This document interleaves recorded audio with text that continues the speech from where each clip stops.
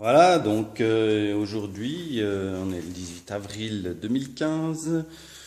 Je me suis intéressé à un système de résonateur pour créer soi-disant de l'énergie de manière surunitaire, c'est-à-dire qu'en consommant 100% d'énergie, on arrive à en développer 116%. Donc ce serait un système tout à fait révolutionnaire qui est proposé par un inventeur, chercheur ardéchois, Jean-Claude Dumas. Et je me suis référé aux plans et aux informations qu'il donne pour réaliser cette expérience. Et je vous en montre maintenant le résultat. Donc voilà, nous avons ici un système comme Monsieur Dumas le préconise, c'est-à-dire une sphère surmontée d'une demi-sphère en métal. Il y a des trous sur le dessus, elles sont séparées par un espacement qui pour lui est très important. Donc la sphère du haut est plus grande, la demi-sphère du haut est plus grande que la sphère du bas. Et le tout est relié à un système électrique que l'on voit ici et qui est connecté à une raquette pour pouvoir avoir un interrupteur afin de ne pas risquer tout choc électrique. Comme vous voyez, ça paraît assez surprenant. L'installation est plongée dans l'eau alors qu'il y a des câbles électriques. J'entends déjà certains d'entre vous se dire « Ouh là là, mais c'est quoi cette invention incroyable? C'est super dangereux, il faut être cinglé pour faire ce genre de choses. » Le propos n'est pas là. Mon idée était de vérifier en tout cas la fonctionnalité de cette installation après avoir cherché le matériel nécessaire qui est assez rudimentaire. Le plus difficile est de trouver une sphère et une demi-sphère avec un espacement entre les deux qui, d'après M. Dumas, doit être du nombre d'or. Donc la proportion utilisée notamment par les architectes depuis la nuit des temps et qu'on retrouve aussi apparemment dans le visage, dans le corps humain, etc., qui serait de 1,61. C'est une proportion, donc un chiffre que l'on peut utiliser pour multiplier des différentes données et pour créer des éléments différents.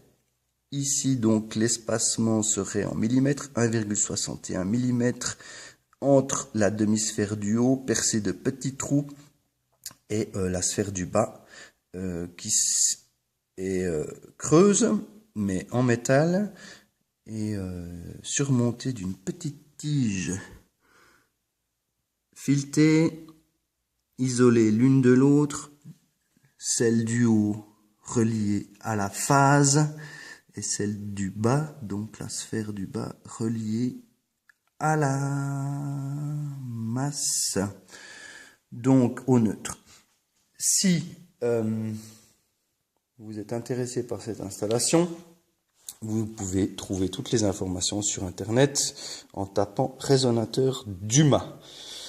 Maintenant, le but de l'opération, ici, va être de faire fonctionner ce résonateur avec du courant électrique. La boule va créer de la vapeur. J'ai déjà vérifié le phénomène. Mais l'idée est de chronométrer en combien de temps 1 litre d'eau qu'il y a ici dans cette coupelle va atteindre différents stades de température, différentes températures. Là, on voit que l'eau est à 18 degrés environ. Je vais lancer les deux processus en même temps, à savoir le processus du résonateur Dumas en soi et mon chronomètre. Alors, attention, pour ceux qui ne connaissent pas encore cette invention, je suppose être le premier en Suisse à l'avoir réalisé, mais je n'en sais rien en même temps. Nous allons lancer le processus. C'est parti. Vous voyez, l'appareil émet de la vapeur instantanément.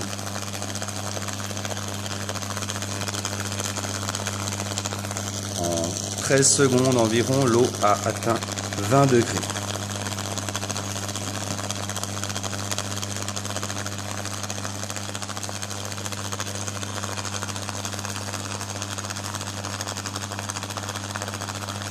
Ça fait 30 secondes, l'eau atteint gentiment 30 degrés.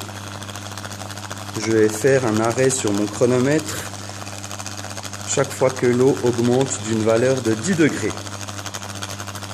Alors, attention, ça va plus vite. 40 degrés, on est à 10. Ici.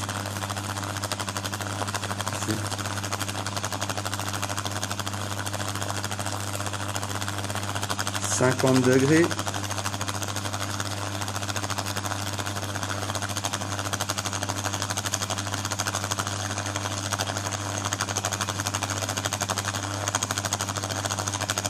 « 60 degrés à 1 minute 15, 70 degrés, 1 minute 20,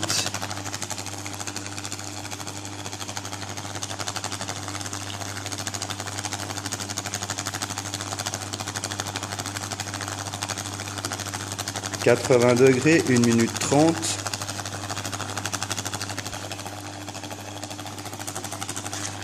je vais m'arrêter à 100 degrés, il y a des projections d'eau là.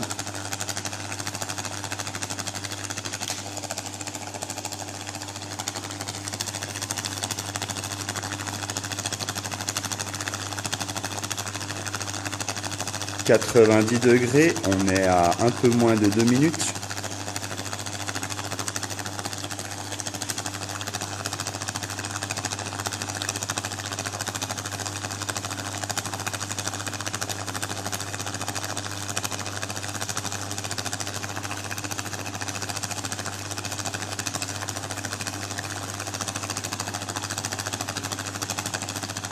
Voilà, le processus met moins de temps à atteindre les 100 degrés, mais on y arrive presque. On est à 2 minutes 30. Attention. Stop. Voilà, l'eau est à 100 degrés, ça a mis environ 2 minutes 35. Vous pouvez vérifier sur mon thermomètre ici. Voilà. J'ai éteint la raquette électrique.